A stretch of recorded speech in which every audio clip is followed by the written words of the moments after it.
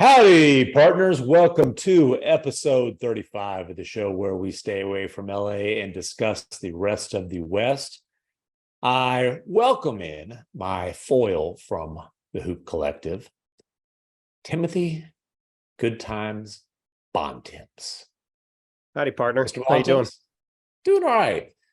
So, as you know, we are just about to get to the madness of free agency. Which also is, a heavy trade season. There are two trades that we will discuss today. One is a trade that actually happened. Finally, John Collins was traded to the Utah Jazz for a geriatric Rudy Gay and a second-round pick, essentially for a whole lot of not much. And then I do want to spend most of our time today focusing on a trade that may or may not happen, a trade request that there's been a lot of speculating, some reporting on. My hunch is it's probably coming at some point in the not too distant future, and I'm talking obviously about lifelong Portland Trailblazer Damian Lillard. And, listen, 10 toes down, he obviously has taken a lot of pride in being a one franchise guy. But one thing I appreciate about Damian Lillard is you don't have to read between the lines with him. He speaks for himself. He calls it like he sees it. And I think he was very clear at the exit interviews, has been very clear in the few media appearances that he's made since then that he wanted some major changes made that would give him a chance to be on a competitive roster with the Blazers as he's turning 33 years old. And the simple fact of the matter is, to this point, I think, Joe Cronin and the Blazers front office have made moves that help, but they're helping 4 or 5 years from now, Tim. They're not helping right now. No, I mean, look, they drafted, what did Dame say at the exit interview? He's had enough 19-year-old and Shaden Sharp on the roster, doesn't need more, right? And then they went and drafted another one and Scoot Henderson. And that's right. And look, I mean, who plays his position, by the way? Yeah, I mean, look, Portland certainly did, in my opinion, the right thing. Like we've talked about on the pod, drafting Scoot. I think he's going to be a star. I would have taken him second, frankly, no disrespect to Brandon Miller. I just think you look at what he's done the past couple of years playing in the G League, looking like a perfectly competent professional point guard as a teenager. You don't see that very often. His shot got better this year. I think that could continue to get better. I mean, to me, you're looking at a guy who could be an all-NBA point guard and a guy that has the ability to potentially lead your team going forward. I think you have to take him. And I do think it makes it easier and a lot clearer to walk into a conversation with Damian Lillard in terms of where you want to go as a franchise when you've got the guy you can hand the franchise off to already sitting there on your roster. And I'm not saying Scoot Henderson is going to be Damian Lillard. He's going to have as good of a career. Certainly Portland can hope for that. But you've got the guy you could sell as the face of your franchise going forward. Makes it a lot easier to move on from the former one. And like you said, I mean, Dame has been very consistent. He wants the team to progress towards being a contender. I think everybody who rationally looked at the situation in Portland thought that was going to be a pretty hard thing to do, based off how, even if the West doesn't necessarily, I know Denver won the title. If you take Denver out, a lot of teams that are pretty good and pretty flawed in the West, but there's still a lot of them, right? And Portland, with Damian Lillard the past 2 years, was in the bottom 10 spots in the league. And if you stack them up right now with everybody in the West, if they bring back Jeremy Grant, they have roughly the same team back. They're not one of the 10 best teams in the West now, let alone one of the top 4 or 5 or 6. So, yeah, I think naturally that leads you to the pretty basic question, which is where do things go from here? And if you're Damian Lillard and you've said, I'm going to be in Portland as long as we got a chance to win, and there's no clear path to them having a chance to win, sort of a natural segue to where's Damian Lillard going to be, because it doesn't make sense for him to be in Portland. And frankly, I don't think it makes sense for Portland to have him in Portland. Like, I'm not one of these people sitting here advocating trade people, but if you got Damian Lillard on your team and now you have Scoot Henderson, They should turn the team over to Scoot Henderson, start this youth movement when they've got some really interesting young pieces, and turn Dame into a bunch of stuff while they still can. Well, a couple of things there. We are discussing this Monday night. Damian Lillard, his agent Aaron Goodwin, reportedly were meeting with Portland management. Joe Cronin, and I'm not sure who else was in that room, but my educated hunch on how that meeting went was basically Dame saying, "Hey, listen, you guys told me that the priority was going to be putting as competitive a roster as possible together for next season. That hasn't happened yet. What is the plan?" And having that discussion, and then very likely saying, "Okay, hey, show me. I've heard, as you always say, action over words. Show me, and show me by July X. I don't know what that day is." Or look, I think it's by the time everybody's in summer league, right? Talking right. July 7th, the moratorium is over. We'll have a good sense of where the dust is settled by then. If the Blazers are in, let's say the Blazers re-sign Jeremy Grant and everything else is basically status quo. You look at this team, it's just not good enough to do anything, right. Which then leads to the question of where do things go from here? To me, this sort of feels like Donovan Mitchell last summer. As you and I both know, there was never a point when Donovan Mitchell said, "I'm going to be traded," or "I want to be traded," really. And there was never a situation, a moment when the Jazz said to Donovan Mitchell, "You're going to be traded," really, right? But like everybody sort of knew where that was going. And I know this is a little bit of a different situation on a variety of fronts, but I still think it's sort of the same deal where I don't know if we're ever going to see somebody say Dame's absolutely getting traded or Dame saying, "Get me out of here." But it just feels like at this point, I don't know what the other logical conclusion that could really come up here is other than this gets to a point where Damian Lillard gets traded, because I just don't see, barring Portland just reversing course and trade Scoot Henderson next week for something. Right. I just don't see how they're going to do anything that makes this team nearly competitive enough for it to be a logical thing for Damian Lillard to be on this team next season. Because right now, it just doesn't look like there's any clear path to that. No, because it's not like this is a team that's sitting on cap space, right? It's not like they have the capability without some serious salary cap gymnastics, sign and trade, this, that, and the other, to make the moves that would take a team from, yes, they tanked down the stretch of this season, right? But they tanked because they weren't going to make the play-in. It's not like they tanked from sixth place. Like they were an 11th, 12th place team that said, "Hey, screw that. Let's see how far we can sink if we're not going to be able to make the playoffs."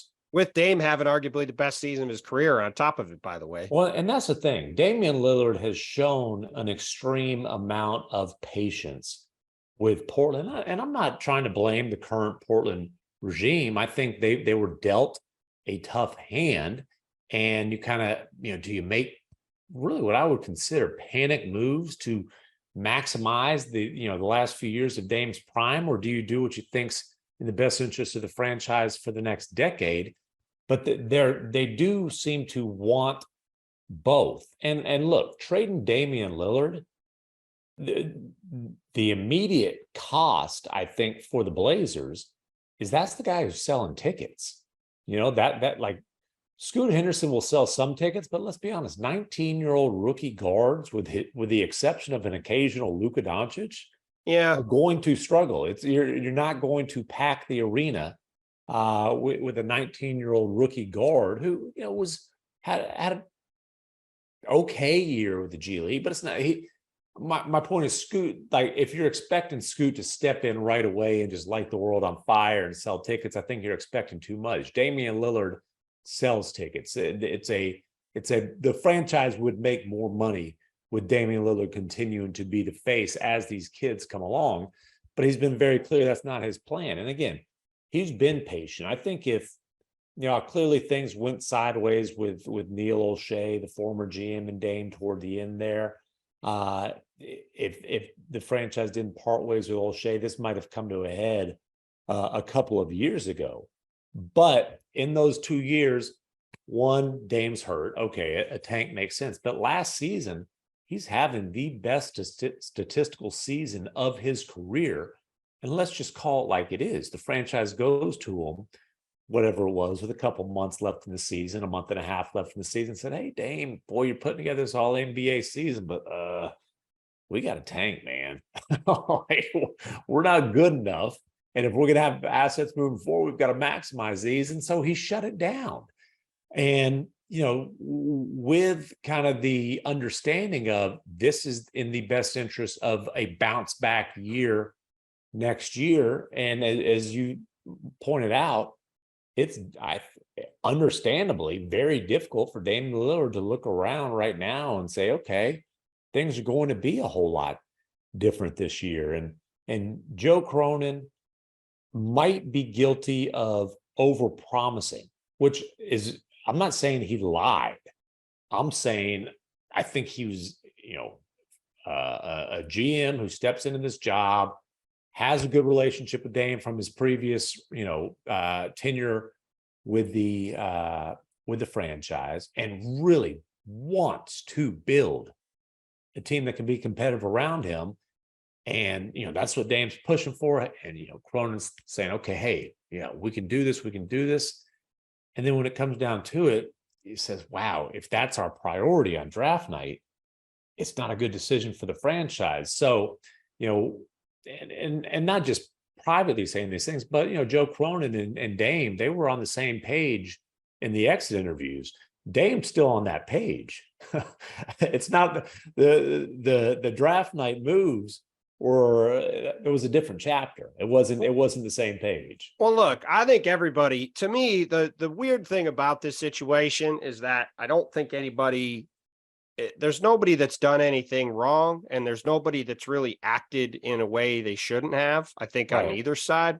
I'm sure Joe Cronin has been trying to find ways to make the team better, but ultimately, like you said, it really goes back to, if you're trading the third pick in the draft with a guy like Scoot Henderson, who might not have had an incredible year in the G League, but again, he was a teenager playing against adults in one of the 2 or 3 best leagues in the world, and was more than competent and held his own as a point guard. Like, this guy's got one pick a lot of years. Yeah, he's got an immense ceiling, and is a guy that has been picked apart a little bit, I think, because of being in the G League for a couple of years, having extra exposure. I think if he'd gone to college and played in college this year, you watch, if you see Scoot Henderson, a lot of people probably haven't seen him on a basketball court.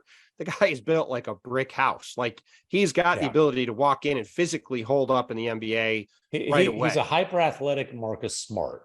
I think that's kind of the floor for him.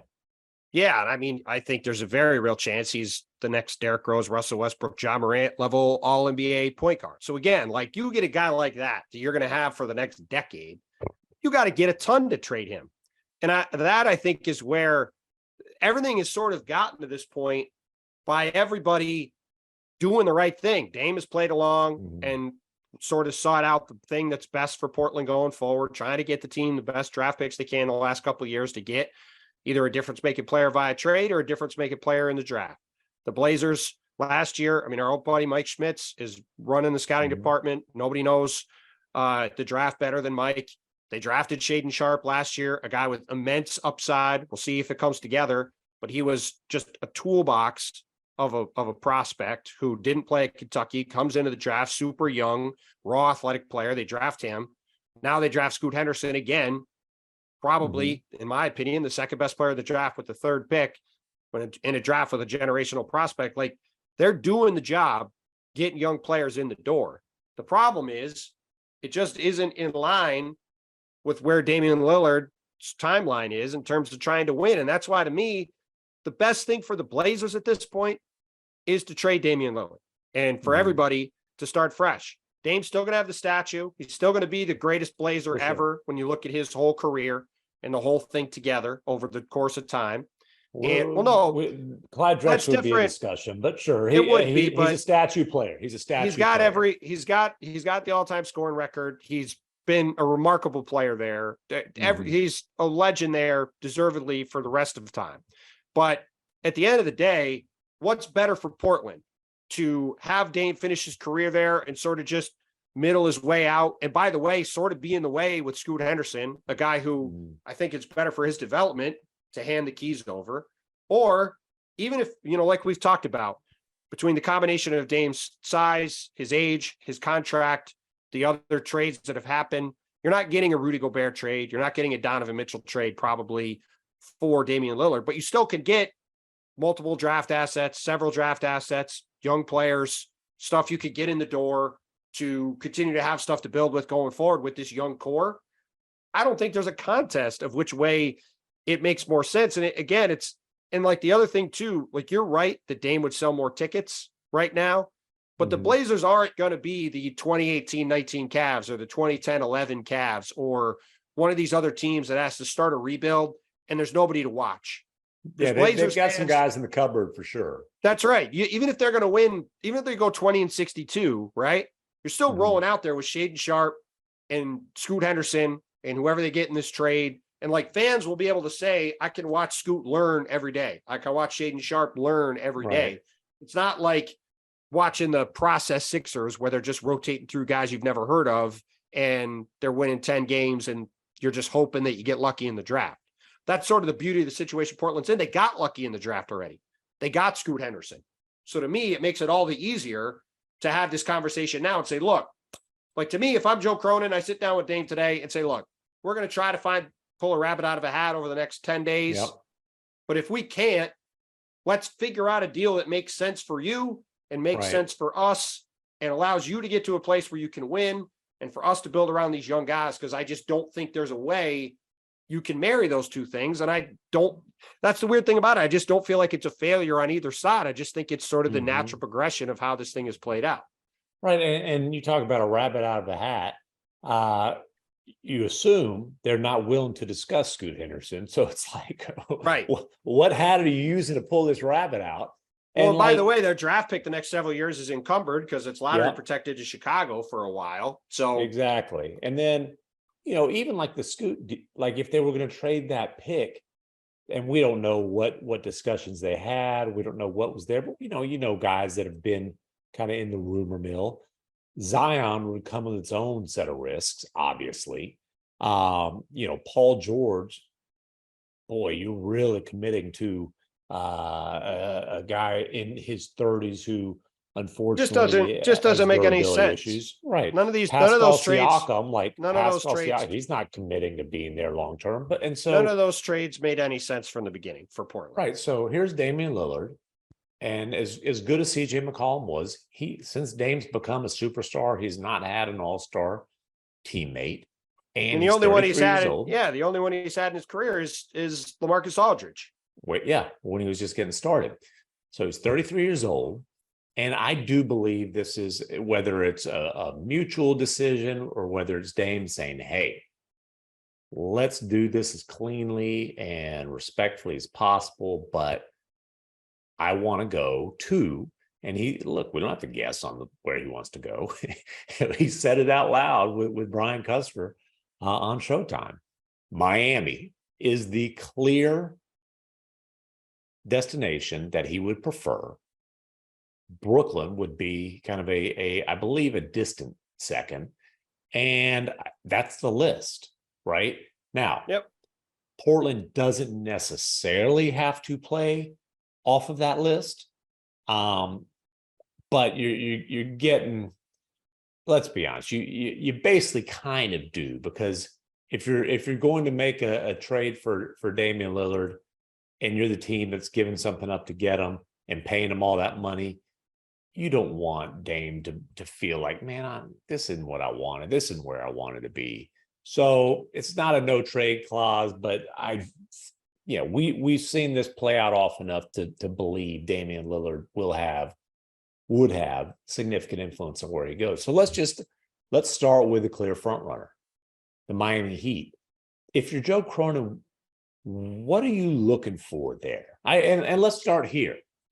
If you're Joe Cronin, would you prefer Tyler Hero to kind of be the biggest chunk of salary coming back, or with just getting into that extension of his, or would you prefer that to be Kyle Lowry, who is an expiring contract? I mean, to me, I would probably want Tyler Hero, Duncan Robinson, Jaime Jaquez, the guy that just drafted. I want him to amend the first with Oklahoma City so they could trade 2 firsts for sure.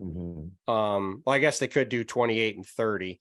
I guess it depends on if you'd rather have 27 and 29 or 28 and 30. But either way, I want a couple firsts. I want a couple swaps like that. If I'm Joe Cronin, that's what I would be asking for. To me, I think Tyler Hero I'm not the biggest overall Tyler Hero fan in terms of ultimate ceiling, but he's a good player. And I think he does fit pretty well next to Scoot Henderson and Shaden Sharp. Play Sharp at the 3. You have Scoot at the 1. You play Tyler at the 2. Guy could shoot well off the ball. You're forgetting one Portland guard, though, who's got a pretty nice contract of his own. Well, yeah. I mean, look, I'm more of a fan of Tyler Hero than Anthony Simons. And maybe part of this is you say to Miami, find a home for Anthony Simons to move him elsewhere. But to me, I would say I would want Hero and Robinson, and I would want that draft capital plus Jaquez, who I think could be good. Because if I think they could turn Robinson and Hero into more stuff too. Like, I think Tyler Hero is a good player. I think on his contract, I think you could flip him into more stuff potentially if you wanted to. I think Duncan Robinson showed in the playoffs he's still a good NBA player. He's only got 2 years left on his deal. I would much rather have him than, say, Victor Oladipo is expiring after that knee injury in the playoffs, right? That's just dead expiring money. I think Duncan Robinson gives you a floor spacer to give these young guys some extra room to operate on the court. And again, like you saw, Kevin Huerter got, I believe, a protected first round pick in value to Atlanta from Sacramento in that trade last year. Like, I think Kevin Huerter and Duncan Robinson are similar players. Like, I think, to me, you get those guys, you then get additional value down the road potentially for them. Or Tyler Hero's a 23-year-old guard. You could certainly have him grow with those guys. And like I said, I like that fit better than I do with Simons. I don't really like the Simons fit with those guys. But either way, I do think that's a pretty good amount of stuff, considering if you look around, there's just not a lot of suitors for Dame, really. You look at Brooklyn. Right. You're probably they're either giving you, like, say, Spencer Dinwiddie as the bigger salary, who I don't think does a lot for Portland, or Ben Simmons, who's doing nothing for you, really. Is probably one of the worst contracts in the league. Well, and that's just there's just been a lot of toxicity around Ben Simmons, and I just don't, you're inviting a certain kind of a spotlight and potential drama that I just don't think you want with young guys. No, I don't think so. And look, maybe Portland says, we don't really want Tyler Hero, send him somewhere else and we'll get something else instead. Maybe you send extra draft capital and you send Tyler Hero somewhere else. But to me, that package overall is a pretty good package. I think Portland can turn that stuff into more stuff. I think it's salary that is playable, because in the current environment, you do have to get to the floor. You do have to spend money. Like, just having open space isn't as useful anymore. So I think they can do stuff with that. So overall, I do think that's a pretty good trade, all things considered, because to me, it's really only Brooklyn, Miami, and maybe Philly as realistic options for a Dame trade. And if there's ever going to be a GM who says, oh, he didn't want to be here, we'll figure that out once he gets here, it would be Daryl Morey, right? Well, and again, if you say to Dame, you're going to be playing with Joel Embiid and potentially James Harden, and you got a chance to really win, like, I don't think Dame's going to be upset about that. But like you to me, if you're trading for a 33-year-old point guard who's got $200 million left on his deal, or whatever the number is, whatever crazy number it is, you got to be thinking you have a real chance to win.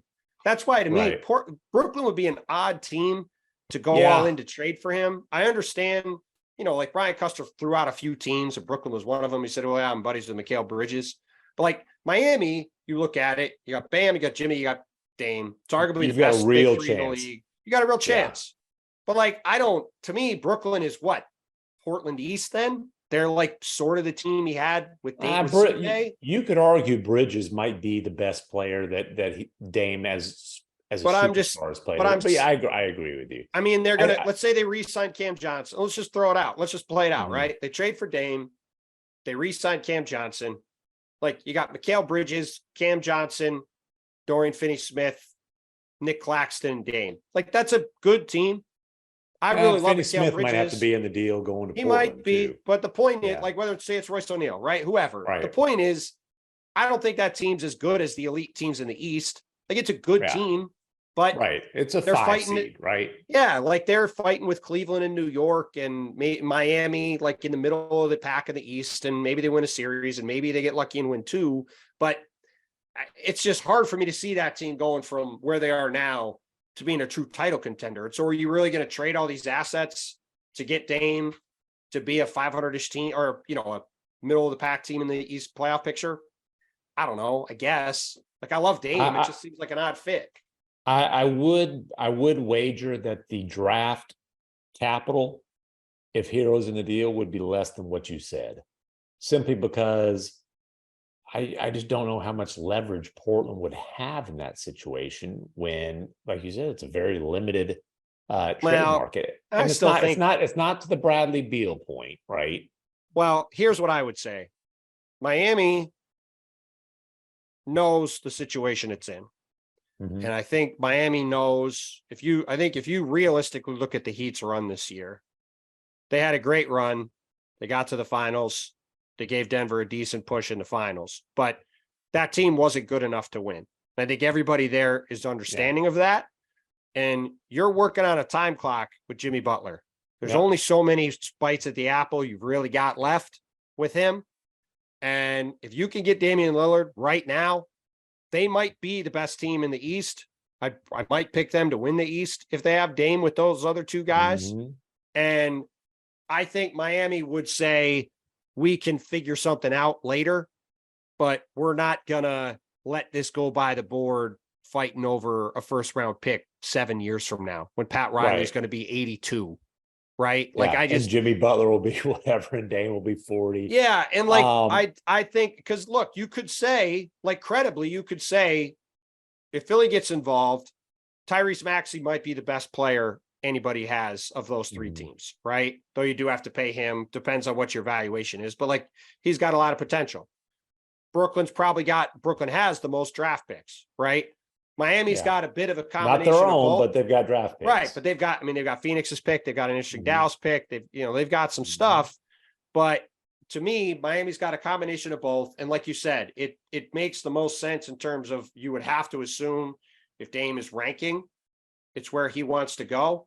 And so I would say, if I'm the Heat and I could get that done, I got to get it to a place where Portland's not feeling like it's highway robbery to get it done, and they'll worry about the details later on. I mean, I'm sure they would. They're going to negotiate hard on everything, but if you're talking 2 picks and 3 swaps or 2 swaps plus those other guys, like maybe Jaquez doesn't end up in the deal or something, but like, I think ultimately, if Miami could get Damian Lillard, I think they're going to make sure they get Damian Lillard. And just from a basketball standpoint, like, what do they need? They need more shot making, more shot creation. Dame is one of the best in the league at those 2 things. And he's the perfect guy. His personality would fit in perfectly with Jimmy Butler and Bam Adebayo and Eric Spoelstra and that whole group. So keep your eyes open. This is probably going to play out one way or the other over the next couple of weeks. So the one that played out today, John Collins, I don't know. He might hold the NBA record for longest running guy who's in trade rumors. I don't know. Dame might be even longer at this point. It feels like we've been having this Dame conversation for 7 years. I know we haven't actually been, but it's just nonstop. Collins was in trade rumors before he signed this extension, right? Then they go on that Eastern Conference Finals run where he was great. And then it's like, man, we got to keep him now. Sign him to this extension. Then they've been trying to trade him ever since. And they tried to squeeze value out of it. And finally, the Hawks essentially threw their hands up and said, all right, this roster is too expensive. We've got to get under the tax. We've got to get off money. We will take back a guy in Rudy Gay, who obviously is not in their plans. And who knows what kind of protections are on the 2nd round pick. We don't know that. But essentially, this was a straight up, pure, unadulterated salary. It was essentially a free agent signing. Exactly. And so, you're the Jazz. And, they still could have a decent chunk of cap space, but this is their big quote unquote free agency play. This is instead of, trying to throw a lot of money at a Kyle Kuzma or, whoever you might throw out there. This is them saying, hey, we can work with John Collins. And John Collins is not a perfect player. John Collins is a better player than he showed last year with the Hawks, understandably so. It got to a point where he was, down the pecking order in terms of offensive options. And like he knew that they'd been trying to dump him for years. He didn't want to be there anymore. They didn't want him there anymore. I'm pretty sure he was one of those guys that when Landry Fields said, hey, if anybody didn't want to be here, let me know, that he had a chit chat with him right after Landry Fields got promoted to the top personnel guy in Atlanta. And so, look, he got what he wanted. He got a fresh start. He happens to be a guy who was born in Utah. It's not like there's a lot of those dudes roaming around. I didn't know that. NBA. That's true. Yeah, he was born in Utah. And he's going to a Jazz team. And it's interesting because he's going to play for Will Hardy, who, look, Larry Markkinen was a guy who obviously showed some major flashes early in his career, kind of had a dip in his mid-20s and went to Utah. And clearly Will Hardy found a way to maximize him. And next thing you know, the dude's an all-star. Not saying that's going to happen with John Collins, but again, I do think that he's going to be closer to the guy that earned that 5-year, $125 million contract than the guy who had the worst year last season since his rookie year. And I think that he will fit fairly well between Lauri Markkanen and Walker Kessler in the Jazz's starting lineup, allowing them to bring their lottery pick, Taylor Hendricks, along at a reasonable pace. Rotation player, but you're not asking him to play 32 minutes per game. Yeah, I love this move for Utah, honestly. I mean, like you said, and a lot of it's because of the job Will Hardy did last year as a rookie head coach. I mean, I know the Jazz are excited to get John Collins, a guy they've been talking about for a while in different iterations of this deal, because they did have the ability to take on players. They're sort of in talent acquisition mode right now, and it's sort of a natural fit for an Atlanta team trying to get out of money. Mm-hmm. But yeah, like Lauri Markkanen's a great example. I mean, we've talked about it a bunch. I was not a huge fan of Lauri Markkanen. I did not think he had a chance to be anywhere near the kind of player he was in Utah. But Will Hardy looked at what he could do and said, let me maximize the things this guy is good at. And the other thing that I think is, like you said about Lauri Markkanen, I'm not saying John Collins is going to be an All-NBA All-Star player next year either, but the similarity here is that it's a fresh start for both of these guys. And there's not a guy in the league who needed a fresh start more than John Collins. He's been in these trade rumors for years, but obviously was not really being utilized in a way offensively to take advantage of his skill set. And like you said, I think he's a great fit in Utah's front court. He could start at the 4 because you have a giant guy at center and Kessler to protect the rim. You could get a little bit more away with playing Lowry at the 3, like in Cleveland when you had Evan Mobley and Jared Allen behind him. Like last year in Utah, Lauri Markkanen primarily played the 3. And I looked up the with Kessler at the 5, Markkanen at the 3, and Kelly Olynyk playing the 4. That's a group that played a lot of minutes last year, over 400 minutes together, and it worked for them. They had a net rating of plus 5.3. Outscored opponents by over 5 points per 100 possessions. Solid defensively by today's standards, really good offensively. The offensive rating was over 117. Well, and the key to that, to me, Tim, and the thing that will determine how good a trade this is for Utah overall is whether John Collins could get his 3-point shot back, right? Now, he had this finger injury a couple of years ago. It's it's healed properly, I don't think. I mean, if you see his finger, it's pretty mangled. Looks like a balloon. Yeah, and he hasn't really got back to shooting it like he was earlier in his career. And if he can get that fixed, if he can get his 3-point shot back, because Kelly Olynyk's a really good offensive player, then all of a sudden you're talking about a rim running center who's pretty mobile on defense, not tremendous on defense, but fine. And I think those guys all have different skill sets that fit pretty well. And again, for a Utah team that's not a free agency destination, to Right. get Who's not tremendous on defense? John Collins.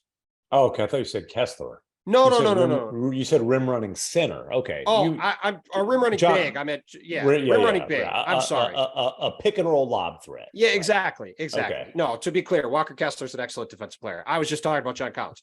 But like his athleticism is a good mix with Kessler. You can play him, like you said, those guys all fit pretty well in the front court. You saw with Olynyk that alignment can work for them. And again, like they get a good player for free.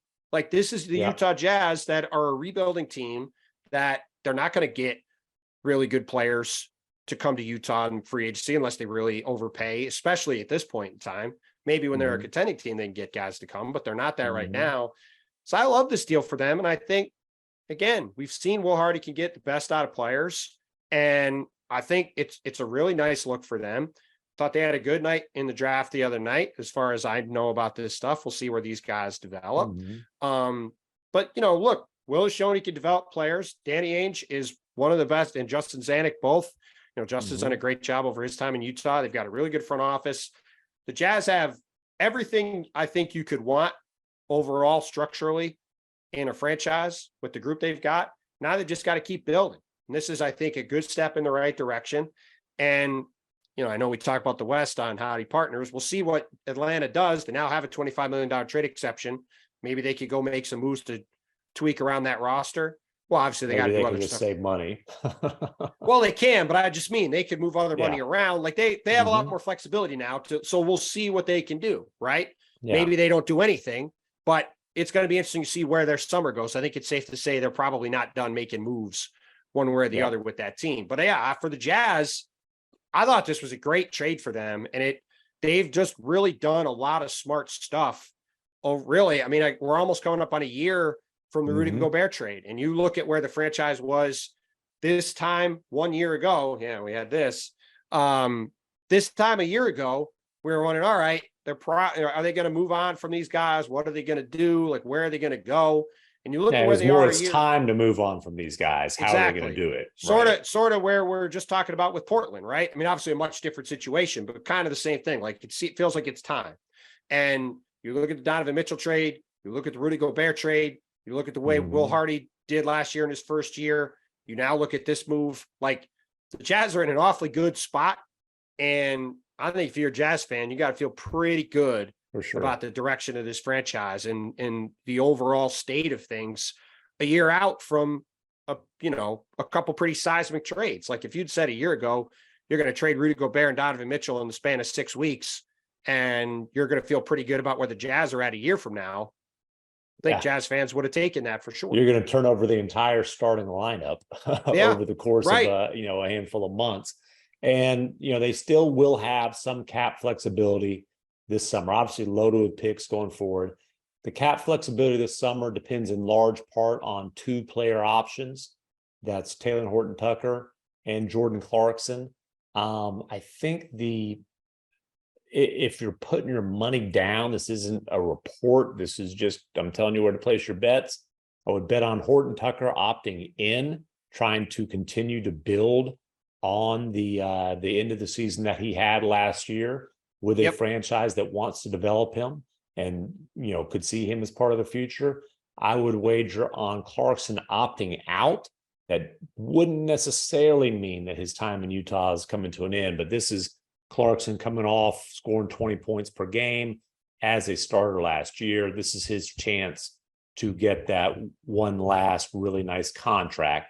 Maybe it's from the Jazz, maybe it's from somebody else. What do you think's going to happen with him as the Jazz guy? Honestly, as far as whether he's back in Utah, I would flip a coin. And I'm sure that Danny Ainge and Justin Zanuck and those guys have a number in mind that's like, okay, we love JC, but just for where we are, that's too much. I would just be throwing darts as far as what that number is. What I can tell you is they love Jordan Clarkson in Utah, right? They love him throughout that organization. They would love to have him back on that roster. Whether that happens or not, we'll see how free agency works out. All right. And listen, I was just going to say he's going to be, we talk about a bunch of interesting guys potentially hitting free agency that aren't in the superstar or star tier on the pod Sunday night. We didn't talk about Jordan, but he's another guy that's sort of in that same ballpark where, he, obviously isn't a perfect player, but you talk about sort of your prototypical get you a bucket guy off the bench. Like on a good team, Jordan Clarkson fills that role about as good as anybody. And it'll be interesting to see what winds up happening with him. Because you're right. You talk to people in Utah, and he has been a guy, Ryan Smith has been very vocal about wanting to have Jordan Clarkson on the team. And, again, if you're talking about these franchises that have to spend money now with these new rules, like they could do a lot worse than having him around kind of helping shepherd this young group along. No doubt. Free agency gets rolling this weekend. We will be all over that on the Hoop Collective. Mr. Bontemps, I appreciate you coming west for a little bit here and joining me on Howdy Partners. Anytime, man. Adios, amigos. Thanks for watching ESPN on YouTube. For live streaming sports and premium content, subscribe to ESPN Plus.